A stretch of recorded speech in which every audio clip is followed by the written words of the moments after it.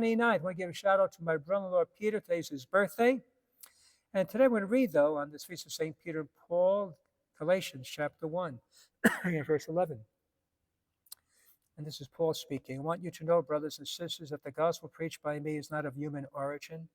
For I did not receive it from a human being, nor was it I taught, but it came through revelation of Jesus Christ.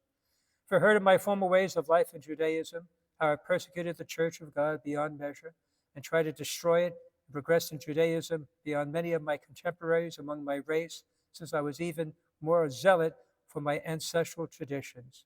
But when God, who from my mother's womb has set me apart and called me through his grace, was pleased to reveal his Son to me, so I might proclaim him to the Gentiles.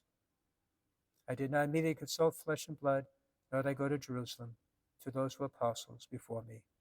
Rather, I went to Arabia and then returned to Damascus. The great saints, Peter and Paul, the foundation, the beginning of our Christian faith. Peter and Paul, both of them really didn't have the best record, their past. Peter, who, though chosen as apostle, headed apostle, he's the one who denied Christ 3 times. That's not good on your resume. And then Paul, though not an apostle, official with the 12, he persecuted the church. He wanted to destroy the church, and he becomes the greatest missionary. Wow, what a change, huh? He said, but God had called him from the time when he was in the mother's womb. God had plans for him.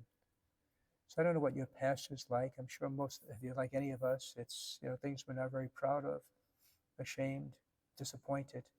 Maybe feel that God has maybe given up on us and disappointed with us, that we don't deserve any God's blessing.